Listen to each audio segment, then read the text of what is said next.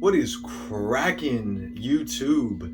Thank you guys for tuning in to Sneaker Vision. Shout out to King Leonidas for motivating me to make this video. If you guys don't know who King Leonidas is on YouTube, man, y'all are lacking. Don't get caught slacking or lacking. Dude's got a sick collection of sneakers, jerseys, a wealth of information on King Leonidas' channel. So if you guys haven't checked him out, go peep his stuff. Thank you, King Leonidas, for motivating me. I want to bring you guys two jerseys made by Mitchell Ness today.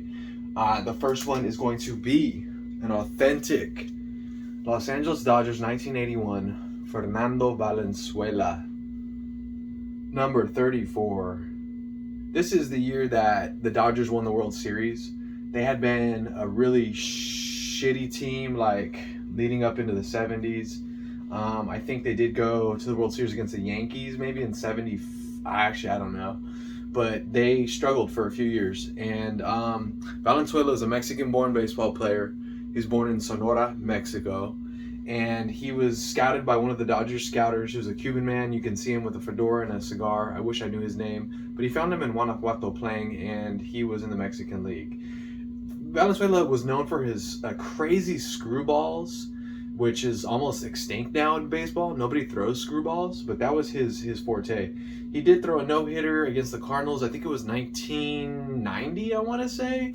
It threw his MLB no-hitter, Fernando Valenzuela. And what else about him? He basically saved the Dodgers. Him alone saved the Latino community, the fan base from the Latino community. Basically, there would be no Latino fan base. It was not for this man, Fernando Valenzuela. They used to call it Fernando Mania back in the 80s, because you could go down like a street in LA, and they said that if you were like riding your bike or just driving with your car with the windows down, you could hear every TV with the Dodgers game on when this man was pitching. So I'm not from LA, I do not have that history to tell like directly or personally, but that's what word is. That's what word is on the streets.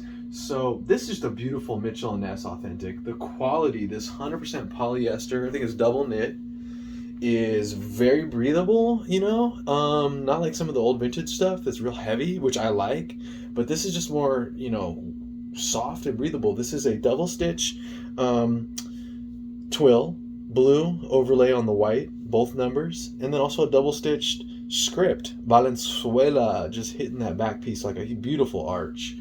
So let's go to the front. You have single stitched Dodgers script in that classic cursive Dodgers.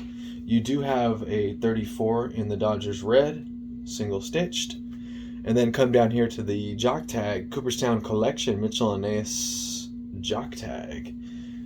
Then you have a stitched badge, 1981, Fernando Valenzuela. That is stitched on to the interior of the jersey, you guys. What else on the inside of this jersey is good info? Oh, let's go ahead and take a look at the tag. You do have Mitchell Ness, Philly, 44 large, made in Vietnam.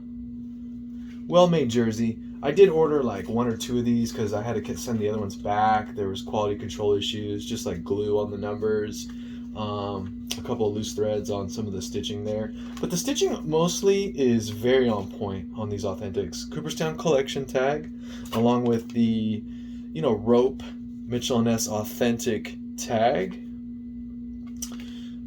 Did get this for regular price, no discount. The stitching on the inside looks as so, you guys. Very well stitched. I mean, for the most part.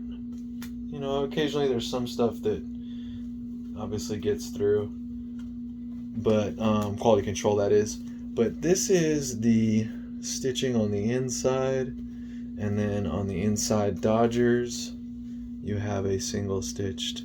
Very well done.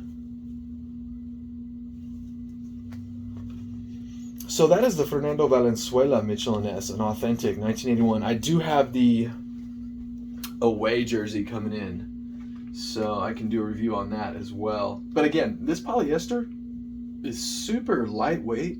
Almost reminds me of like a newer Nike or something. And very well made. It's very soft.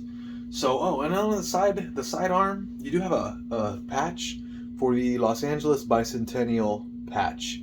This is like celebrating Los Angeles's bicentennial year, 1981. Okay, that is a very nice patch. It's very thick and it's heavy. Okay, the inside stitching on the patch, very well done, very clean. Beautiful piece, you guys. That double stitching on the back, that white and blue is just phenomenal. Just a beautiful piece. If you are a Dodgers fan, I would recommend picking this up for sure. I did pay regular price. So the Dodgers basically, you know, when they were put from Brooklyn to LA, had a huge fallout from the Latino community. And obviously Los Angeles and just California in general is like 80% Latino. You know, we are the economy here. And we're, you know, not only California, but basically LA is mostly Mexican. Come on, Latino Mexican. And this Mexican ball player was found in Guanajuato by a scouter, like I said. And he's from Sonora, Mexico. He's from a small, poor town in Mexico, in the northern part of Mexico, along the border. And he basically brought the fan base back in after the fallout between the community and Chavez Ravine. Dodger Stadium is put in an area of northeast LA, north of downtown LA, north of the skyscrapers in LA, that was called Chavez Ravine. It was a little area that was all either Mexicano from Mexico, or Chicano, which is like first generation American, second generation born American. They call it Chicano. We say Chicano, Chicana. And anyways, this whole little neighborhood was dirt roads. They didn't have like LA paved streets, and they were just a small, tight-knit community. The city did eminent domain, bought up the land, bought up the houses, and people didn't want to go, obviously. This is my grandmother's house, this is my dad's house, this is my house. I want to raise my kids here. We know everybody. I don't want to leave. I don't want to take your $15 and go. So they have all these photos. It's been well documented that police took women, children, and dragged them out, you know, in like a arrest style, forceful removal from their homes. So that really didn't sit well. That was all over the news back then. There's all these pictures online. You guys can search it. Chavez Ravine, Dodger Stadium. Didn't sit well. The Latino community was not having the Dodgers for years.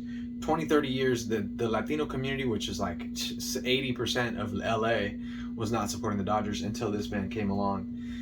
He would do this crazy pitch, right? He would look up into his eyes would roll back while he was pitching, and then he would throw these crazy screwballs. And so he had this crazy wind up. He was a heavier set man. Now he looks pretty good. He's actually really young looking and all that good stuff. So he basically saved the Dodgers fan base and brought money back to the organization. Let's put it that way.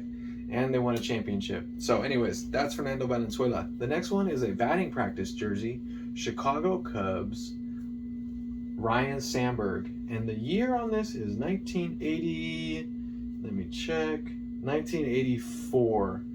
Beautiful single-stitched Chicago Cubs twill logo. This batting practice jersey is under $100. You know, it looks, I'm so sorry, you guys. They actually stitched each one of these circles and the C and the Cubs onto this batting practice jersey. This is very well made. This could have been just one applique piece with fake stitching along here, and they actually stitched all of these, this circle, the C, Cubs, and the lettering, and the outer white patch, the outer white circle. So it's a huge Cubs emblem on this batting practice jersey. You have your Cooperstown collection Mitchell Ness badge down at the jock tag. Not as high quality as the Authentics. It is a softer jock tag. And then you flip it around, go inside, you have a large, thick, felt stitched 1984 Ryne Sandberg emblem. I love those. Even though you can't see them on the outside, it just gives it a little hit of quality, marksmanship, craftsmanship, whatever you want to call it. Here you do have a ribbed sleeve. You have the white with the Chicago Royal blue on the outer. Breathable batting practice jerseys. These are very breathable, very lightweight. They're actually heavy. I take that back, sorry. They're heavier, but they're breathable. So this And this, in weight, this is heavier, but this has some weight to it, but it's very breathable. This mesh has a lot of holes that are see-through, so I like that. The 23 Ryne Sandberg on the back is single stitched. Very nicely done, very flat, even lettering, no bubbling, no curves in this. And I've had this for about 3-4 years. I have not worn it yet, but I'm gonna whip it out this year. Mitchell Ness tag underneath the armpit. Mitchell Ness authentic mesh batting practice tag with a metal bobby pin. On the neck tag, you have Mitchell Ness Philly 44 large, made in China. Then here you have Cooperstown authentic like the other one. Mitchell Ness. Some history on this tag there with info. Mitchell Ness authentic tag. Okay, Chicago Cubs. It says $80. These I think are cheaper now. Very well made batting practice jersey. Be rocking this summer. Overall, I'm really pleased with the quality of both of these, you guys. Something I'll keep in my collection for a very long time, and we'll be rocking here soon. So if you guys are interested, batting practice is a more affordable, cheaper, dope jersey. Has quality stitching on that. The authentic has a little more detail, has a side patch, is double stitched there on the back, and just a very well made jersey as well. Thank y'all for tuning in. Hope y'all enjoyed. See you next time. Peace.